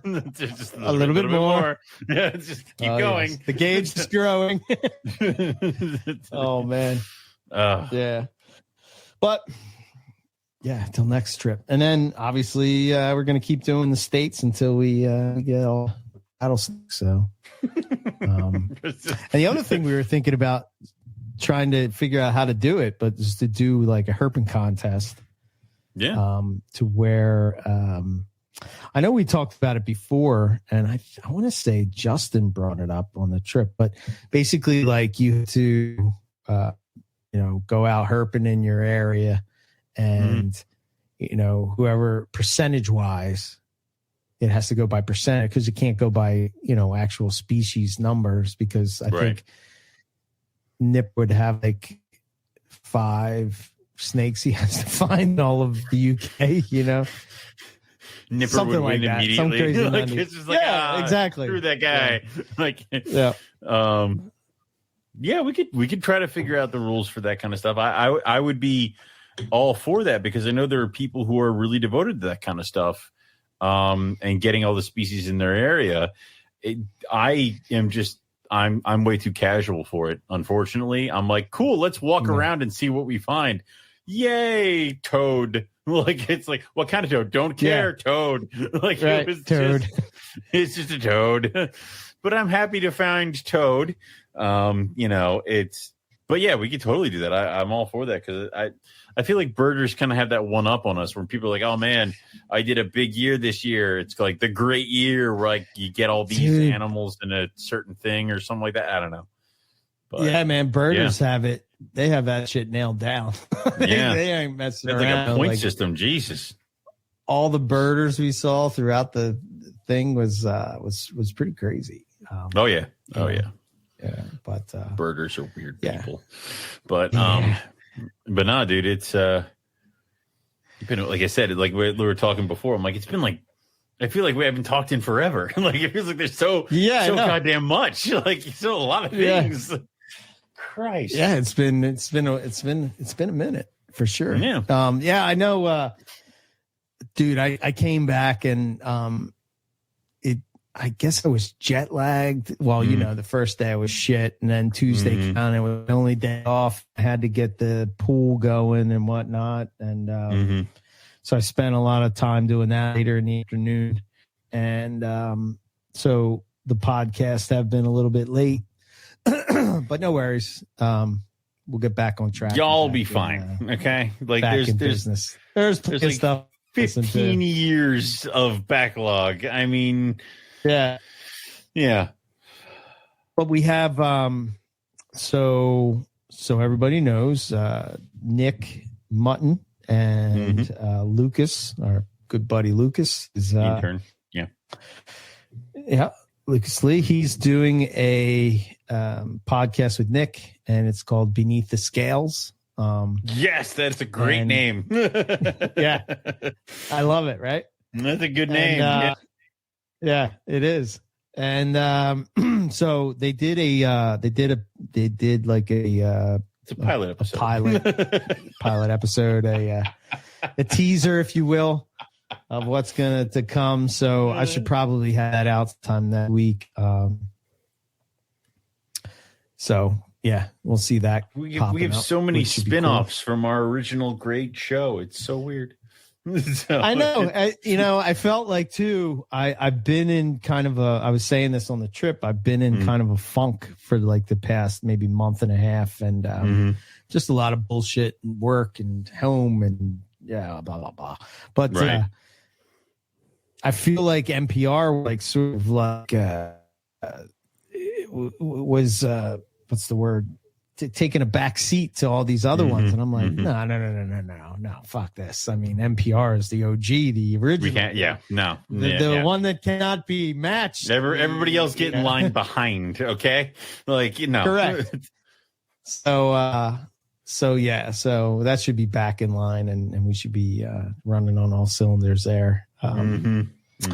So I was doing a good Instagram post, and then I did do a lot of it when we were out there. I have tons of video, so I'll get to cracking on that. I took some video, not great, but I took some video. So an intern will have to splice that together into some good stuff. So yeah, I feel like And we'll probably talk about it more when we do a show, or maybe we'll do this. We'll do it like we did last time and have the Patreon thing be the talk about the trip in detail or whatever. But I feel like I've nailed down my pack and exactly what I need. I was thinking, like, I said that to Mike as I was dripping, soaking wet. I'm like, I need to make a bag. I need to sit down and make a bag. That all I can do is just when I need to go herping, grab the bag, and it's got rain gear in there. And I even said, I'm like, I also have to. I got to eat a lot of crow when I talk to Eric, because I need to know where he bought his pants that can unzip and become shorts. Because I gave him a lot of shit for those pants. Yes, and now it was funny. It's like, Rob says to me, we were talking about something, and I said, yeah, you know that shirt? I wear that shirt because it's like super light, like the khaki look on, and he's like, yeah, the Adventure Eric costume. I was cracking up. I was like, oh, well, that's you guys. My back. Oh, look at Adventure Eric. New this Christmas, Adventure Eric. With snake-wielding action. That was great. Several sayings. He said it so serious, too. He's like, oh, yeah, the Adventure Eric outfit. Yes. All right. I love it. That's the problem. Like, he is an action figure where his arm pops up. Use the arm, push the button, and his arm will go up and down. Several classic NPR sayings. You know, yes. Passion. Yeah, it's like what were you going to say about Bob Ashley's place? I mean, you've seen Bob Ashley's place now, where he has all those display full of like reptile things. I'm like, one day there'll be claymation little figures of me and Eric right there. Like, clear out that little spot right there. Somebody get to work on that shit. Like, all I can think of is what's the Simpsons where the claymation dog and the kid and then a pipe bomb or something? Isn't that? I don't know, Davey. Yeah, that's it. Shut up, you. Yeah. So. But good stuff. So I'm telling you, man, it's so a lot of things that I did think were important, like I added to it and made a huge difference. One is those, Justin turned me on to this. It's like one of those bottles where it keeps your liquid either really cold or really hot. Yes. And when it's 107 degrees and you it's really nice the bottle and it's cold water, dude, that is a game changer. You know, like I'm thinking of like, you know, so Nipper carries around the gallon jug like Rob does, you know, like the gallon jug guy. And like by the time you get to the top of the mountain, that water's boiled. You could make tea out of that shit. It's so hot, you know? It's That's like, how he does make tea. He just yes. I imagine at the top of the mountain, Nipper's busting out a cup and a saucer, and he's just like, "Oh, what? Oh, yeah, it's very sophisticated, Herper." Did you have to stop for tea time, or was he just kind of letting that fly?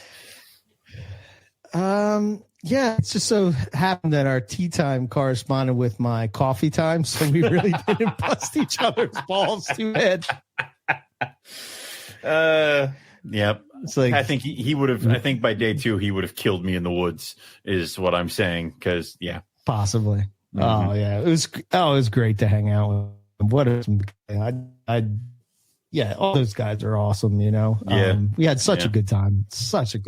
You know, and having Phil there was cool because you know he's just a wealth of information when it comes to venom and well just reptiles in general, but like you know it was awesome. It was really cool. Like it's like a and he was he was taking awesome video like he showed me a couple, like he didn't actually show it, but I was paying attention to him, like how he sort of like comes in with shots and stuff like that, and it's not just you know point the camera at the thing and not just shove the camera in the animal's face. Which made a difference. And, that's hilarious. Yeah, man, it was just cool. So as me and Phil were sort of the ones that were like, you know how Rob goes on a trail, and you know Justin's two guys. They're like, you know, I'm going to climb up this mountain. Yeah. You're like, okay, you have fun. I think I mentioned the mountain in Texas where like you get to the top and it's kind of like that flat plateau, but then it kind of goes to another little spot. And how I was walking, and because of the stuff off to the side, it was really messing me up. And I'm walking like heel to toe. It's the size, or it's the width of a football field. I'm in no danger of falling off this thing, but I was like, it's messing me up. I'm freaking out a little bit. And then Justin's like laying half over the edge. He's like, hey, there's a cool lizard over here. I'm like, stop that. Like, it is. So, yeah. It's good times. We did have questions, but I don't know if we could hit them real quick. Get into, let me see. Hold on. How in depth are they? I think we could probably. Let me see. Just blow through them or what have you. Yeah. Well, I just got to get to our. Where is it? Okay, here we go. I'll tell you, question. Man, like 2 days after like a day of herping, and I'm like, my knee hurts, my back hurts. Like, I'm like, oh God, how do I do like 10 days of this crap? And it's because you do 10 days and then you die. You literally die and then come back to life. So, yeah, I know. Yeah, you feel so much better, right? So we've been this on Instagram called hashtag MPR Ask the Question. So basically, for the show that's upcoming, we were going to ask you guys to ask us some questions, and we'll hit on it. Right. So, first question was from Eric Watchell, and it says, "How many somersaults did Mr. Reed do after finding his first crotalus?" I think the cool thing about that is that seeing Nipper see a rattlesnake is the equivalent for me seeing a carpet python, and I can tell you that it was pretty freaking cool. Yeah. And to see somebody that excited about that was pretty awesome. So yeah, that's that's a dream species for him and several other people. So yeah, I mean. And I think there's a lot of those kind of things and a lot of those kind of animals that we as people who live in the States take for granted. Like, it's something about like, I never wanted to go out and see all the rattlesnakes in the U.S. until we started seeing rattlesnakes in the U.S. Because then it's just like, all right, these things are badass. They're so cool. And there's so many different kinds and species and sizes and different it's like Ben and Jerry's, like, all these different flavors. So 100%. It's cool. Or stat sig. It's whatever. We can both answer this question. Yep. So it's from Ectography JC43. So it says, what rookie mistakes have you made herping? Have you learned from them?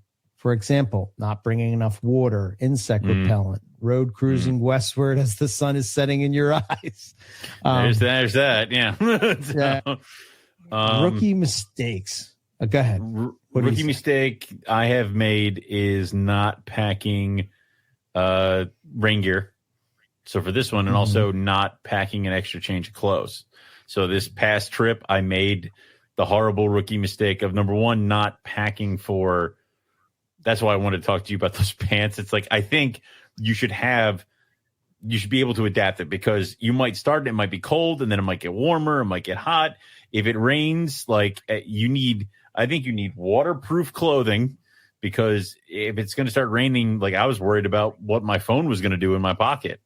And also you need to change of clothes, because I had to drive home from New Jersey barefoot because my boots were soaked all the way through, and I just could not stand being in them for another minute.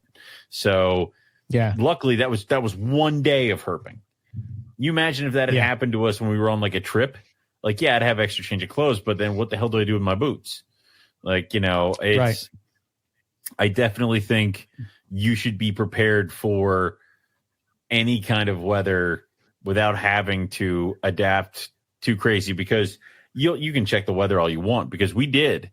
and we didn't get the notification that it was going to rain until I left my house. They're like, oh yeah, we're probably going to get some thunderstorms. I'm like, cool. I can either turn around now and grab all my rain gear and stuff, or, keep trucking, and then we'll figure it out. So I definitely think the whole bag thing is something I'm going to do, is just, buy a backpack, fill it full of the stuff that is good herping. This is my herping gear, warm weather, cool weather, whatever. It's all in here. So yeah. It's almost like a show bucket. Yeah. Yeah. 100%. That's sort of my inspiration, was that exactly that, right? Having a show bucket on your back basically is what you need. My old lady purse that is my show bucket. Yeah. It has everything in it. Yeah. Right. So for me, kind of the similar things. I think of us in West Texas when we got bombarded with rain. Right. After that, I made sure that I had a poncho in my pack. Right. So like to exactly what you're saying, to be able to adapt, because you never know when the weather is going to change and take an abrupt turn, and then you're sort of stuck in the middle of nowhere. If you're up on the top of a mountain and like down, whatever the case be, because a lot of times on these hikes and stuff, we're 4 or 5 miles in sometimes, and to take that back out, it's like you're going to be pretty wet by the end of that. Yeah. Field herping, well, they're not called field herp. Hiking socks. Yes. Game changer. Breathing. Game changer. Pack the foot powder. Pack the breathable socks. Like it is. Yeah. Listen, these socks are like specifically made for hiking. I can send you the link. Yeah, so please. That, you can get them, whatever. But like, pack, throw it they're thicker, right? Yeah, they're thicker. So you think like, oh my God, these are going to be hot and uncomfortable. But somehow they breathe really well. But like my feet, I would take off my socks and shoes at the end of the night. My skin was so soft on the bottom of my foot, where in the past, like when you're hiking all that distance and you're going in, get blisters, or it can really like ruin the twig experience. Right. A twig or a stone gets in your boot, and then that just keeps rubbing, and just by the end of the night you're just like, oh, I'm bleeding everywhere. Yeah. So another tip I would say, throw some moleskin. That was the thing they threw, because if you do blister, you can cover it up with the moleskin and kind of like power your way through it. That was a good one. The cold water made a huge difference. Cold water thermos. Yep. Game changer. There's another thing that was a game changer for me. You know how like all the time we're charging headlamps and phones, and I got rid of my rechargeable headlamp and just found one that takes AA's. Oh, really? Yeah. So okay, fair enough. I used the one from that Justin recommended. It was Coast. It was a little bit pricey, but well worth the money. But it's a chargeable one, right? But the charge so far has lasted pretty much 2 nights without having to recharge, because I wanted to see how far it would go. My figuring behind mine is you just swap out the batteries before you go to the trip, and then when you land, just grab a pack of batteries. When we usually do that one thing of, here we go, let's do this at the when usually I'm buying sunblock, because I'll just totally burst into flames in direct sunlight. That's another one. Yeah. Having sunblock, it always helps. Putting a first aid kit in my pack is a big thing, that includes having things like Benadryl or acid reflux medicine, or thing of Tums or Pepto-Bismol, or all those things. Some melatonin just to knock you out, because sometimes you get back to the thing and you're just so jazzed up, you're exhausted, but your brain won't turn off. I mean, apparently Teresa told me that she's already started packing for Australia by like deciding what her and Keith might need and designing the bag and this, that, and the other thing. And I'm like, oh, cool. Like, clearly I am a fool talking to a master. Like, she will pack everything, and Keith will be totally set for Australia. So. Yeah, that'll be cool. Emergency cold medicine in case some asshole on your trip is just so many different things that you think about until you've gone on a few of these trips and say, oh shit, I wish I had this. I wish I had that. Dude, one of those the Flynet thing that we bought in Australia. Yep. Yeah. I gotta find mine. I gotta find mine and put that in that bag. Oh. Another thing that's a game changer, and Tiffany gave it to Rob or mentioned it on our Australia trip, but was those. It's like a towel that you wet, but because of the material, it stays wet and it cools you. Oh, cool. You put that around your neck, dude. It's a game changer too, man. Damn it. Like. That Dory bought me one of them, and I was like, I don't know if I'm going to use it. Oh man, I tell you what, oh, that felt so good. It's 110 degrees. I just slapped this baby on. I'm cool as a cucumber, So, yeah. What else? Yeah, I think. I mean, there's so many things, but there's some things that I would spend money on, like money on a really good pair of boots, like and socks and wear clothes. Them, break the boots in, wear them around. Do not make your first trip with these boots like out in the bush, like, because you don't know how that's going to feel, if that's going to hurt, if they're going to rub you a certain way, like, break them in, go hiking around your thing. Dude,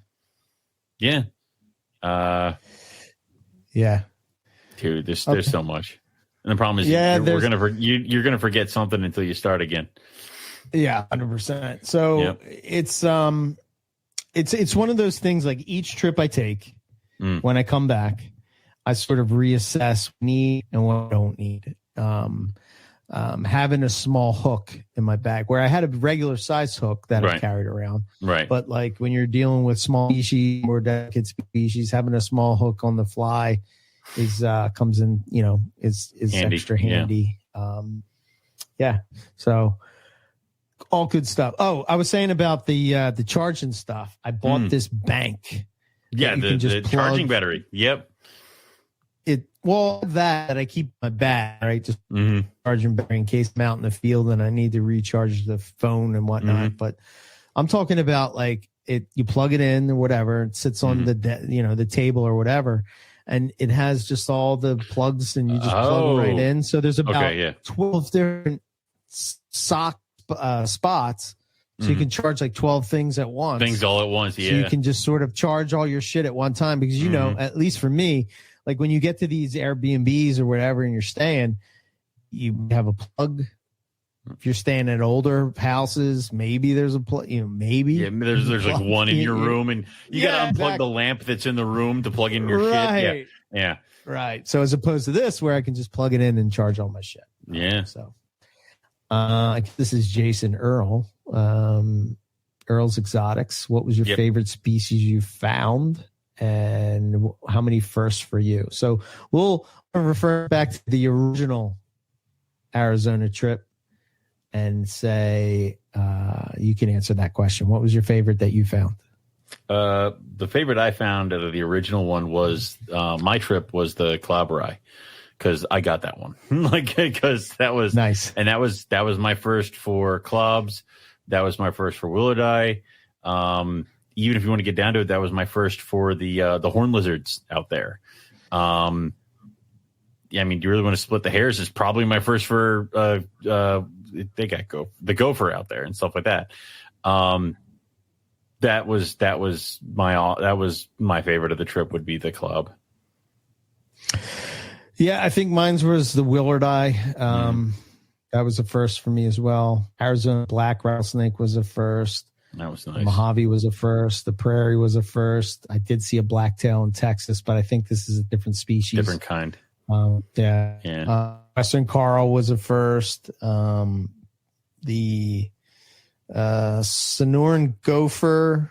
I think we saw that in Texas, right? Didn't we see them? I mean, we saw a type of gopher. Like, it was, I can't remember what type of, whatever it is, man. That whole complex screws me. Oh, I love them. dude. I was checking out my pine snakes earlier this week because I started feeding them like I feed all the other big colubrid stuff. Right. Because I usually just feed them a rat, but then they're always like looking and hungry and stuff. So I've been like, they've been the garbage disposal, or if somebody doesn't eat, they get it next or something like that. So my female pine that laid eggs, she took like 2 rats and a frog leg yesterday or something like that, or 2 days ago. It was that. And then the males are starting to take multiple rats because it's like pine snakes can get big. Like, I don't think we ever give them the credit of it, but they can at least get the size that I have the Chinese king rats at. So, yeah. I did. I did love the.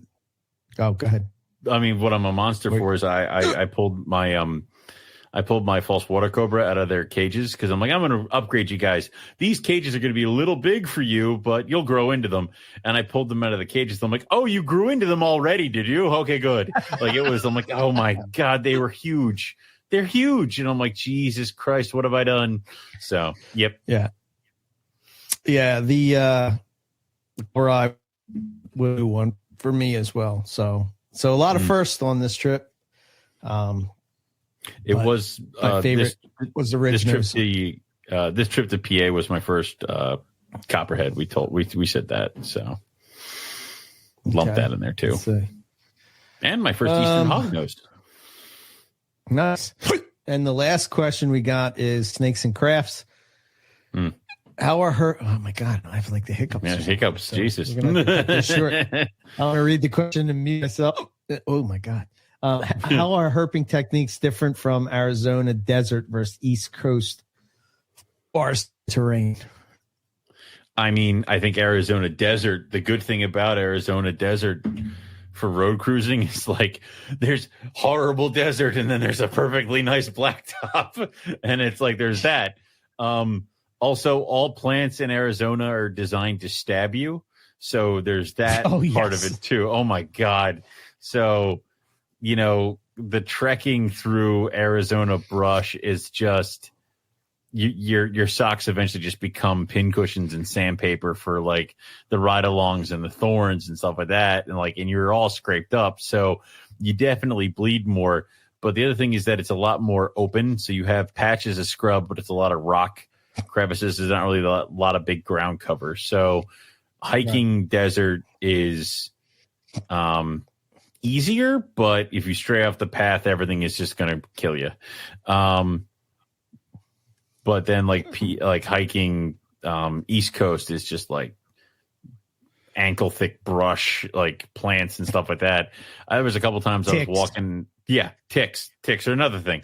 Yes. One day I will go to New Jersey for herping and I will find more snakes than I actually find ticks on my body one of these goddamn days. So someday. But like there were a couple times in Jersey where I'm looking down and I can't see my feet because of all the ferns and green and stuff like that. I'm like, there could be a rattlesnake down there. I don't know. So yeah. Yeah. The other major difference is humidity, right? Whereas out in the desert, you have the heat, you don't have the humidity. Whereas I think on the East Coast, you kind of have both, and it can make it somewhat uncomfortable. I find it more comfortable in the desert in the heat than I do in the humidity. Yeah, I mean, we were like when we were out looking for Gila monsters, you were kind of like in the sun and you were sweating, but it was like it just kind of glistened a little bit off of you, like your arms and stuff like that. And it wasn't that horrible. You just kept drinking water and stuff like that. But then, there were a couple times herping in PA where you're actually underneath shade, but you're sweating like crazy and panting like an idiot because it's just that humid. So, yeah. Yeah. There's another question, but we'll get to that. We'll do it later on another one. Yeah, because it's not necessarily herp trip related, but it's about moving our collections across. No, I don't even want to think about that. I refuse to answer such questions until I've moved again. Like, oh God. But we will hit that. That's okay. No worries. Later. So that's it. And I guess we'll close it out and cool. So the day we're back in the mix. Yeah. Back at it. So, yeah, the podcast should start rolling out again as it is. Got the one from Nick and Lucas coming up. Should be some cool NPRs coming up. We got episode 500 coming up, so that should be fun. Yeah, just keep it going. Hopefully, I can get some of these videos out of Herping and put them together pretty cool, and get them up on the YouTube channel. And then I'll try to get the pictures on the site as Rob and crew go through their pictures. Yeah. I mean, I have some pretty good shots on the cell phone, but not like Rob's camera. Rob's camera is pretty sweet. Rob's camera where you can see the genetic makeup of the scales. Exactly. Yeah, really good shots too, man. He was big time into the eyes of the rattlesnakes. So of course, it was pretty bad. Well, you got it in front of you, so I guess go to the Patreon page. Make sure you join up with that. If you join the Inland tier, you get to come with us on the monthly Patreon streams where it's just us, and you get the episodes of NPR before everybody else does. They're released to you sooner. Also, go over to the Teespring store. There's a bunch of new stickers, T-shirts, other things like that available. Go grab them on there. Support all the shows that are on the NPR network. Download them and listen to them. We have pretty much at this point one for everybody. It's getting ridiculous. So definitely go check out all that content. If you want to ask us a question, please make sure you go over to it. What's the hashtag again? Or NPR Ask the Question. Yep, NPR Ask the Question. As breeding season's going on right now, if you have anything that you wanted to just kind of show off as far as breedings, eggs, things like that, make sure you tag the NPR 2022 breeding season so you can put that up there so we can kind of talk about it, share about it, and go from there. And I think that's all we have for everybody tonight. So we'll say thank you all for listening, and we'll catch everybody back here next week for some more Morelia Python Radio. Good night.